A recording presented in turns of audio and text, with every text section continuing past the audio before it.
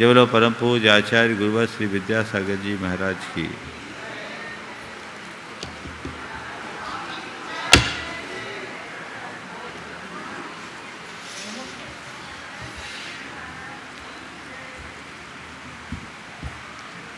चलिए 7वां अध्याय चल रहा है और यहाँ व्रतों की रक्षा के लिए रखी जाने वाली भावनाओं की चर्चा के क्रम में आज 12वें सूत्र की चर्चा है। पहले कहा गया प्रत्येक व्रत के लिए 5-5 भावनाएं भाएं। फिर कहा गया हिंसादिक को इस लोक और परलोक में दुख का कारण माने, और फिर कहा इन्हें दुख ही माने, और फिर संसार के प्राणियों से मैत्री, गुणाधिकों से प्रमोद, दीन दुखियों के प्रति करुणा और विपरीत वृत्ति वालों के प्रति माध्यस्थ भाव रखें।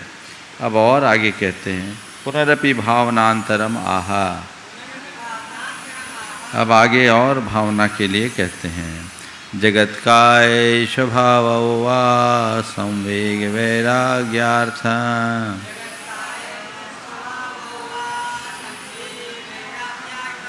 संवेग वैराग्यार्थम। संवेग और वैराग्य के लिए जगत काय स्वभाव अर्थात जगत के स्वभाव और काय यानी शरीर के स्वभाव का भी चिंतन करना चाहिए, उनकी भावना भानी चाहिए। संसार की नश्वरता और शरीर की निस्सारता का चिंतन करने से संवेग और वैराग्य की वृद्धि होती है। संसार के बारे में विचार करने से संसार से भय होता है, और शरीर के बारे में विचार करने से, उसकी अशुचिता का विचार करने से वैराग्य होता है। तो अपने संवेग और वैराग्य को दृढ़ बनाए रखने के लिए संसार और शरीर के स्वरूप का बार बार चिंतन करें। देखो जगत स्वभावस्तावत् अनादि अनिधिनो बेत्रासन झल्लरी मृदंग निभ। संसार का स्वभाव कैसा है? तो अनादि निधन, बेत्रासन के ऊपर झल्लरी और झल्लरी के ऊपर झालर और झालर के ऊपर मृदंग रखा गया, जो लोक पुरुष संस्थान है उस तरह है। अत्र जीवा अनादि संसारे अनंत कालम नाना योनिषु दुखम भोजम भोजम पर्यटन्ति। इस अनादि संसार में जीव अनंत काल तक नाना योनियों में दुखों को भोगते भोगते भटकता रहता है। पर्यटन्ति भ्रमण करता है। न चात्र किंचित नियतमस्ति। इस संसार में कुछ भी नियत नहीं है, कब क्या हो जाए कोई ठिकाना नहीं। जल बुद्बुदोपमं जीवितम। जीवन जल के बुलबुले के समान है। विद्युन मेघादि विकार चपला भेग भोग संपदः। और भोग और संपत्ति बिजली की तरह और मेघ की तरह, अर्थात बादल कब आए कब छट जाए, बिजली चमके और चले जाए, उसकी तरह ये भोग संपदाएं हैं, ये नश्वर है। फिर एवं आदि जगत स्वभाव चिंतनात् संसारात् संवेगो भवति। इस प्रकार जगत के स्वभाव का चिंतन करने से संसार से संवेग होता है। अल्पता है, संसार का हर प्राणी दुखी है, किसी न किसी प्रकार का दुख हर प्राणी के पास है। दाम बिना निर्धन दुखी, तृष्णावश धनवान, या कहूँ न सुख संसार में सब देखो छान। तो संसार में जितने भी प्राणी हैं सबके भीतर किसी न किसी प्रकार का दुख तो भरा ही है, कोई भी दुखों से मुक्त नहीं है। ऐसे इस असार संसार में सुख की कामना व्यर्थ है। जब इस तरह की बातों का विचार करते हैं तो संसार से आसक्ति कम होती है, अपेक्षाएं कम होती है, और आसक्ति अपेक्षाएं घट जाने से अपने आप स्थिर होगा, संवेग स्थिर होगा। और काय स्वभावश्च अनित्यता दुख हेतुत्व निस्सारता असुचित्वम इति।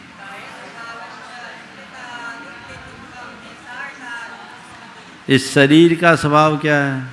सबसे पहले अनित्य, पल पल बदल रहा है ना।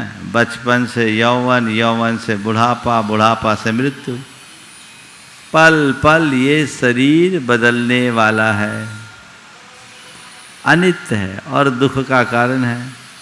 सब पूरा संसार शरीर के ही पीछे तो है ना। तो शरीर के कारण दुख है, और निस्सारता, इसमें कोई सार नहीं है। देह अपावन अथिर घिनावन, या में सार न कोई, सागर के जल ते सुचि कीनो, तो भी शुद्ध न होई।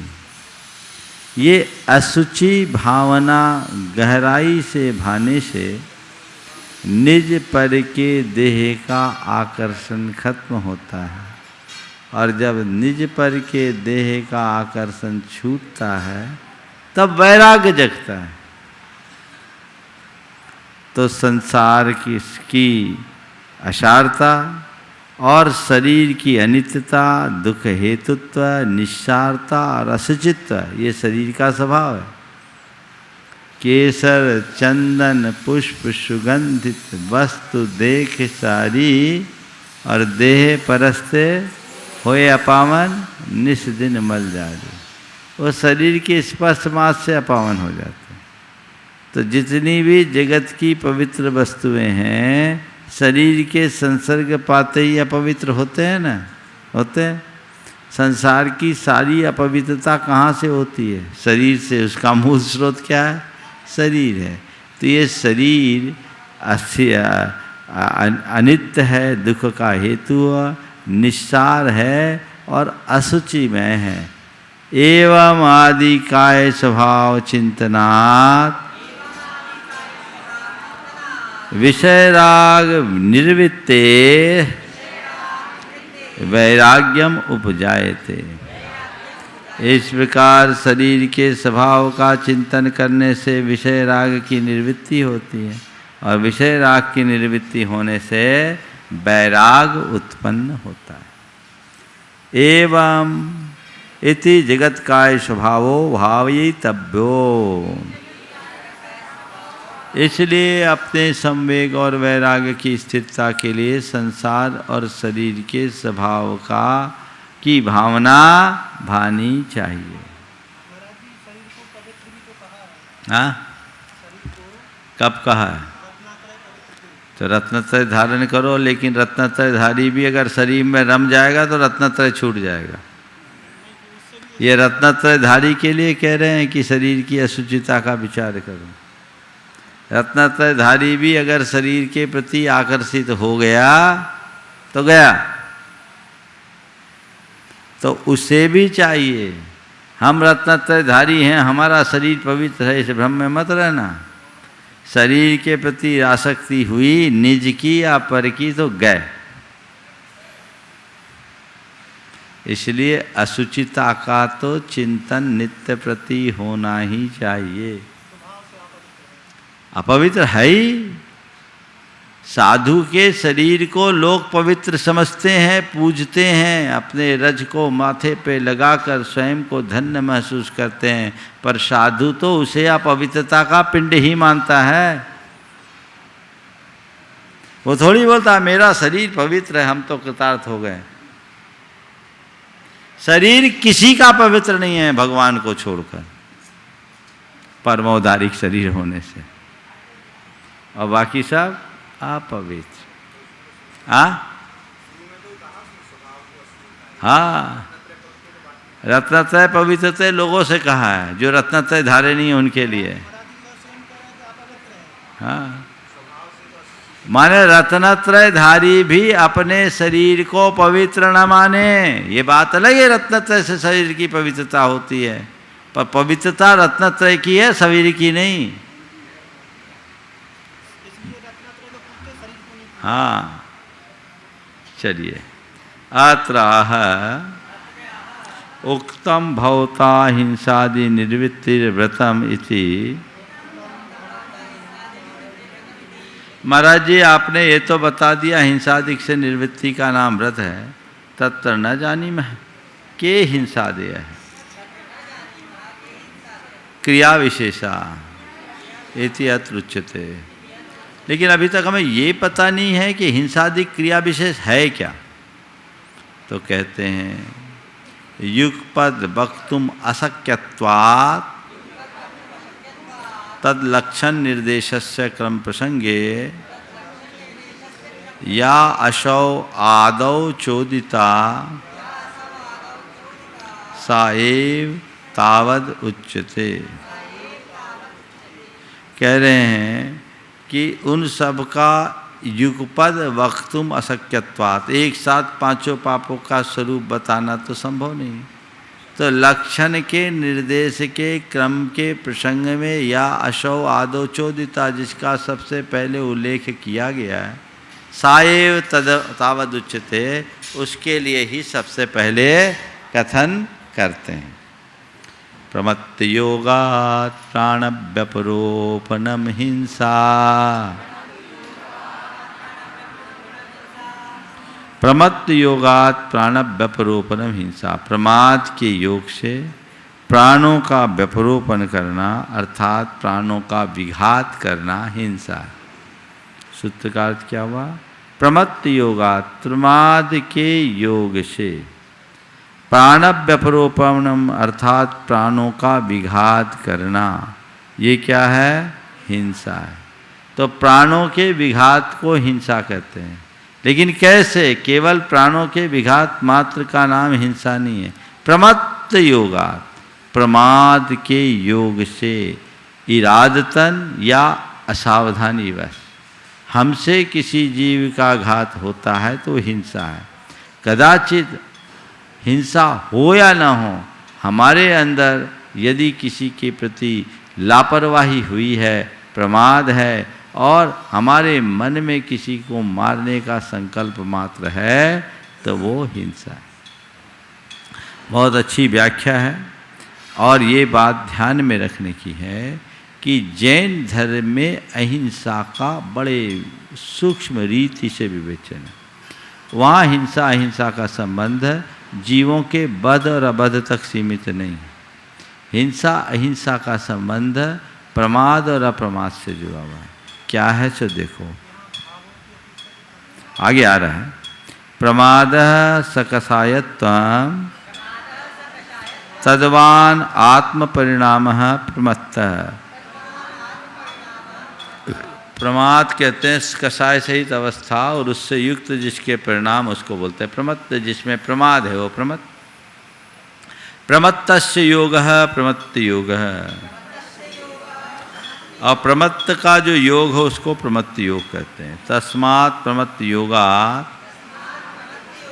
इंद्रियादियो दश प्राणाः तेषां यथा संभवं व्यपरोपनम वियोगकरणम हिंसा इति अभिधीयते।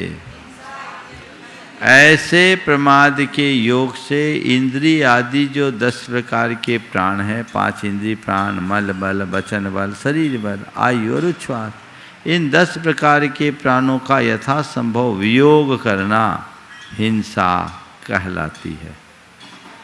हिंसा का मतलब प्रमाद के योग से प्राणों के विघात का नाम हिंसा है। सा प्राणिनो दुख हेतुत्वात् अधर्म हेतु। वह हिंसा प्राणियों के लिए दुख का कारण है, इसलिए अधर्म का हेतु है। प्रमत्त योगात् इति विशेषणम केवलम प्राण व्यपरोपनम न अधर्माय इति ज्ञापनार्थम।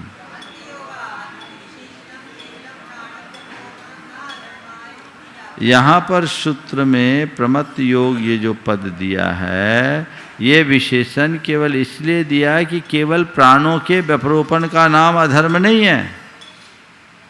प्रमाद के योग से जब किसी के प्राणों का विघात होता है तभी वह हिंसा कहलाएगी।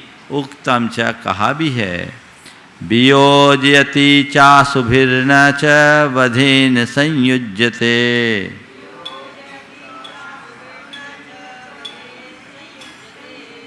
वियोजयति च अशुभिर, अगर कोई किसी के अशु यानी प्राणों से किसी को वियुक्त करता है, ना वधेन संयुज्यते, तो भी उसे वध यानी हिंसा का दोष नहीं लगता।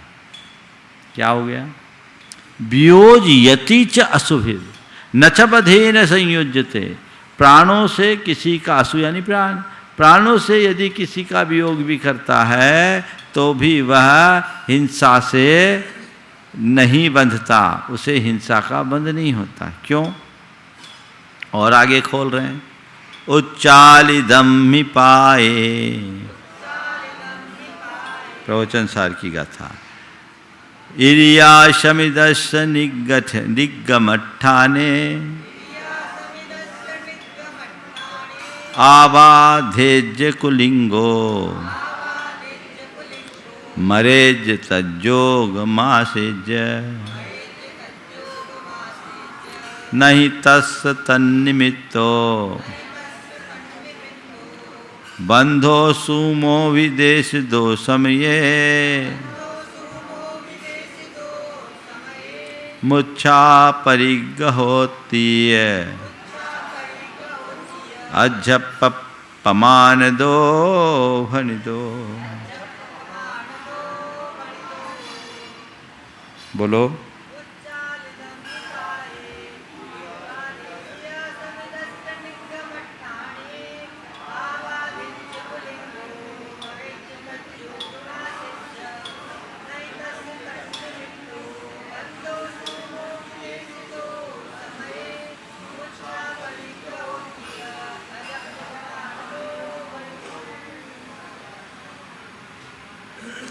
कह रहे हैं उच्चालिदम्मि पादे इरिया समिदस्य। इरिया समिदस्य अर्थात इरिया समिति पूर्वक चलने वाले साधु के द्वारा उच्चालयम्मि पादे अपने पैरों को उठाने पर निगमठाने चलने के स्थान में आवादेज कुलिंगो, अगर कोई छोटा क्षुद्र जीव आकर बाधा को प्राप्त कर ले अथवा तज्जोगम आसेज्य उनका योग पाकर मरेज्य मर भी जाए। एक मुनि महाराज चल रहे हैं, इरियापत शुद्धि के साथ चल रहे, अर्थात 4 हाथ जमीन को देखते हुए चल रहे हैं और चलते चलते अचानक कोई क्षुद्र जीव आ गया, उनके पाँव के नीचे आकर मर भी गया, तो भी नहीं तस् तन निमित्तो बंधो सुमो विदेश दो समये, नहीं समये तस् तन निमित्तो सुमो भी बंधो देश दो न देश दो। करे तो भी समय आगम में उन्हें उस निमित्त का सूक्ष्म बंध भी नहीं बताया है। अर्थात उनको कोई बंध नहीं, जीव मर गया तो भी बंध नहीं। क्यों? देख कर चल रहे हैं, प्रमाद नहीं। और क्यों? मुच्छा परिगहोती अज्जप पमान दो भन दो। अध्यात्म प्रशास्त्र में मूर्छा को परिग्रह कहा है, बाहर के परिग्रह को नहीं। इसी तरह हिंसा को हिंसा न कर हमारे अंदर के प्रमाद या विकार को हिंसा कहा है। समझ में आ गया? ये आचार्य कुंद ने प्रवचन सार में लिखा है। और आगे देखो, ननु च प्राण व्यपरोपना भावेपि प्रमत्त योग मात्रादेव हिंसा इष्यते।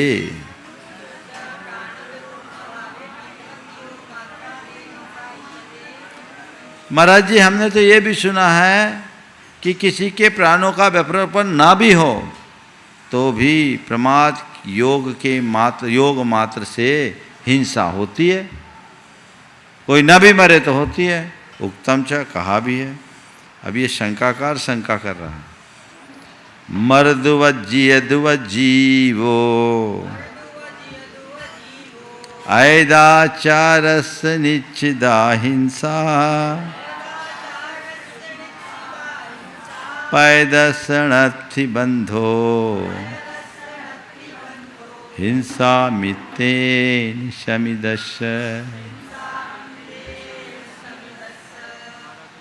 बोलो।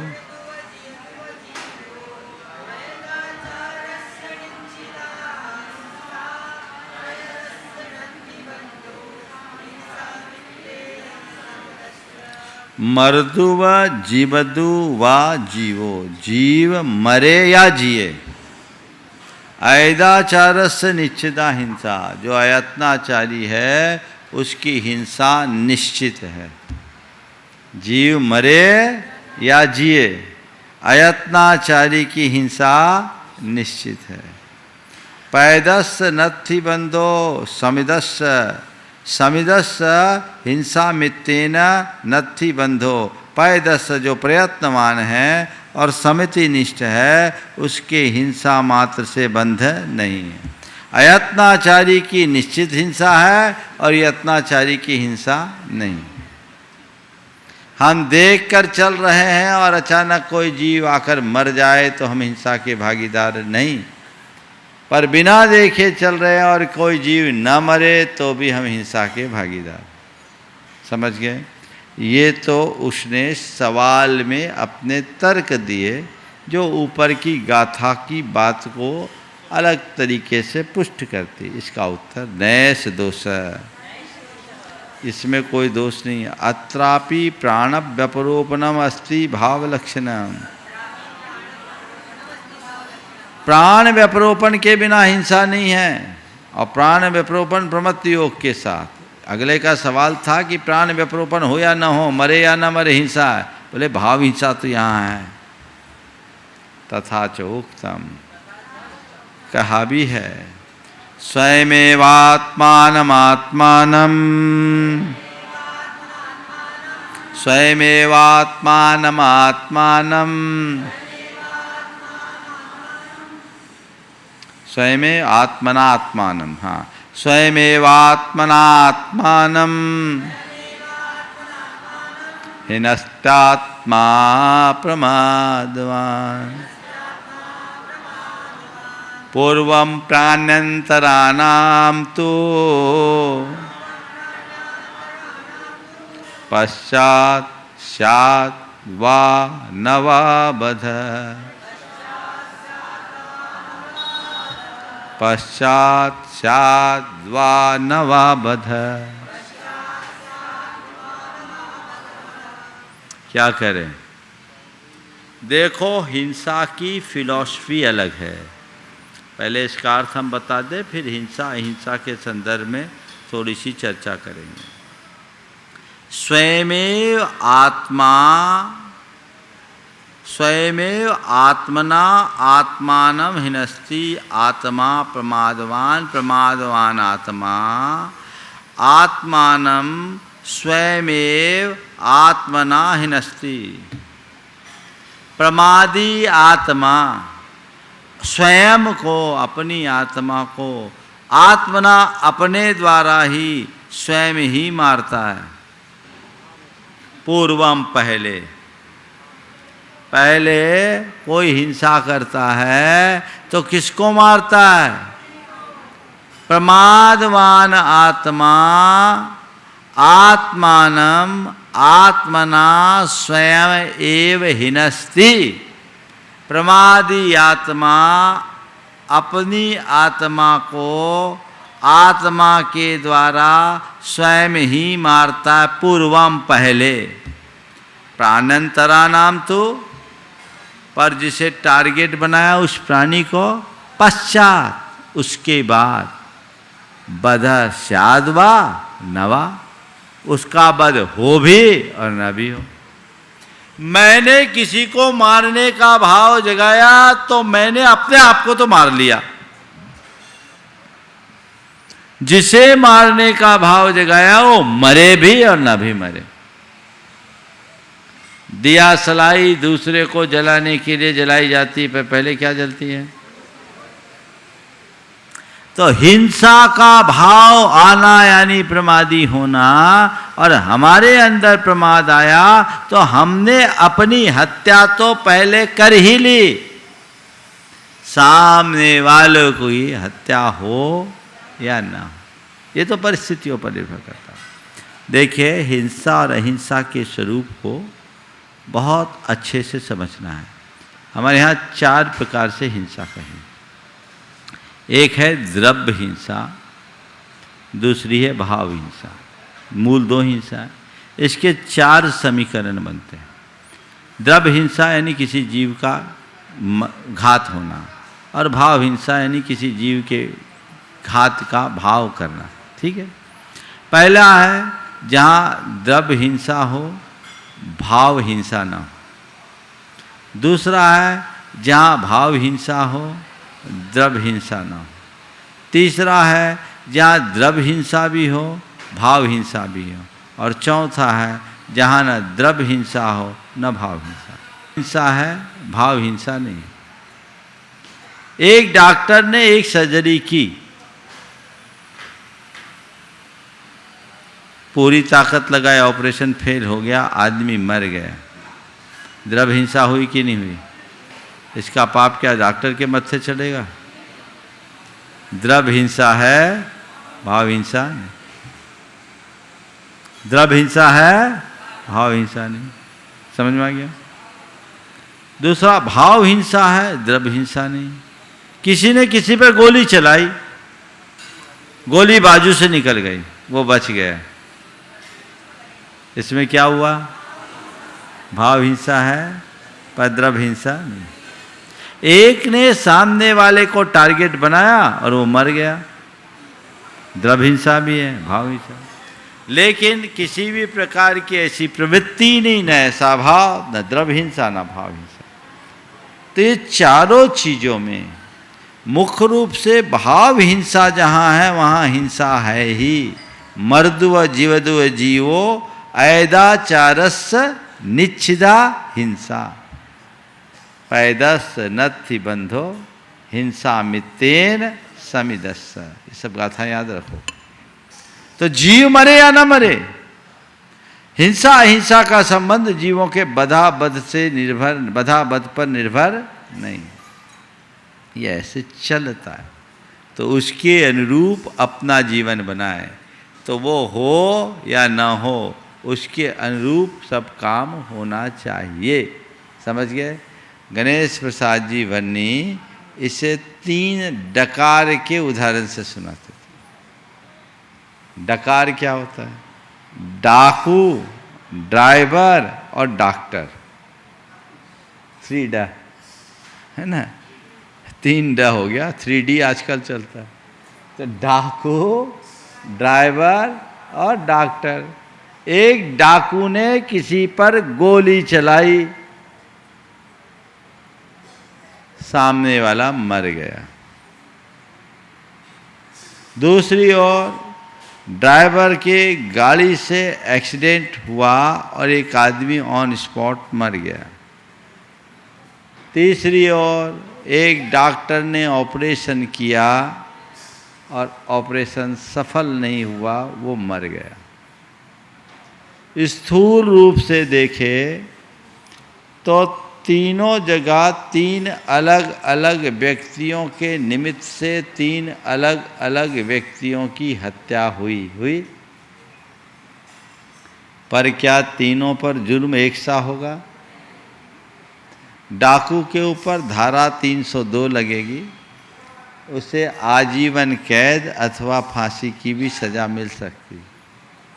कदाचित उसके प्रहार से सामने वाला बच भी जाए तो भी उसे कठोर दंड का पात्र बनना पड़ेगा, क्योंकि उसने इरादतन हत्या तो कर ही दी थी। ठीक है? ड्राइवर के संदर्भ में तथ्यों की पड़ताल की जाएगी। अगर वाहन अयोग्य हो ड्राइवर ने शराब पीकर वाहन चलाया हो तो ड्राइवर के ऊपर कोई दंड होगा, लेकिन ये सब चीज़ें ठीक है, ड्राइवर की कोई गलती ना हो तो उसे कोई दंड नहीं दिया जाएगा। ठीक। तीसरे क्रम में जो आपका डॉक्टर है, डॉक्टर के ऊपर कोई जुर्म नहीं, बल्कि मरीज के परिजन भी कहेंगे क्या बताएं, डॉक्टर साहब ने तो पूरी जान लगा दी, हमारा भाग्य ही खोटा था, हम बचा नहीं पाए, है ना, हम बचा नहीं पाए। अब इन तीनों की पड़ताल करो। पहले वालों में तो हिंसा का पूर्ण संकल्प था, भाव था, द्रव्य हिंसा भाव हिंसा हो गई। ड्राइवर के मन में भले किसी को मारने का भाव ना हो, पर असावधानी थी, ये प्रमाद है। अगर सावधान रहता तो दुर्घटना टल सकती थी, समझ गए। लेकिन डॉक्टर के पास न असावधानी है न भाव है, तो उसी तरीके से हिंसा अहिंसा का संबंध जोड़ना चाहिए। अतः अपनी प्रवृत्ति में सतत अप्रमत्त बन करके जीना चाहिए। प्रवृत्ति में जो अप्रमत्त बनते हैं वे ही अपना पथ प्रशस्त कर सकते हैं, इसके अलावा और कोई दूसरा रास्ता नहीं है। आगे चले। आहा अभिहित लक्षणा हिंसा तदनंतर उदिष्टम अनृतम किन लक्षणमिति अत्रुच्यते। महाराज जी आपने हिंसा का लक्षण तो बता दिया, उसके बाद जिसका उल्लेख किया गया झूठ, उसका क्या लक्षण है? तो कहते हैं असदभिधानमनृतम्।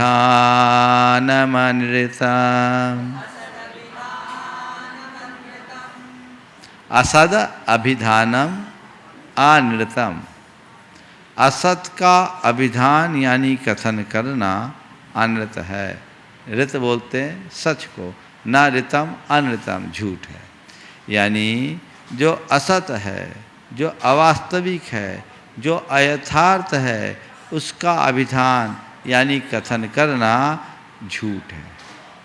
ठीक है, यहाँ भी प्रमत्ति होगा। तो सत शब्द प्रशंसावाची,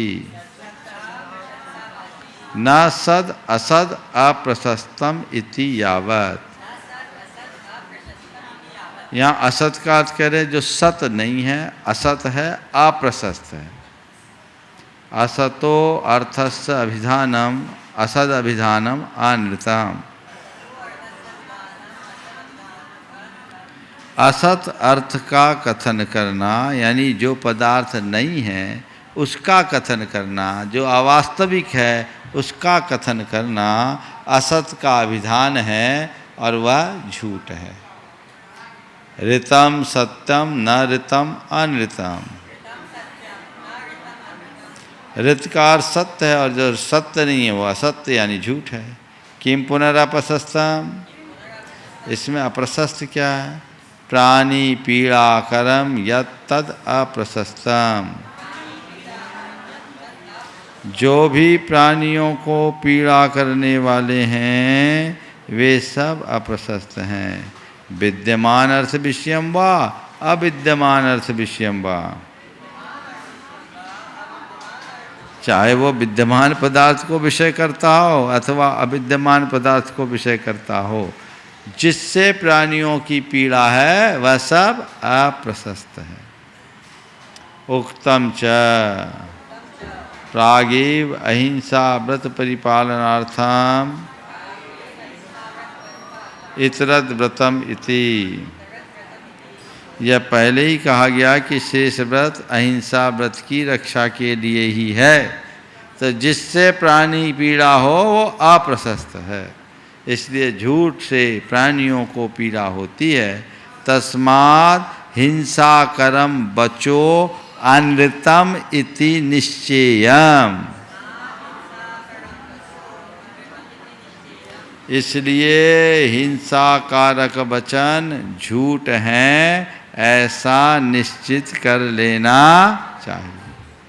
ठीक है, इतना ही रखें।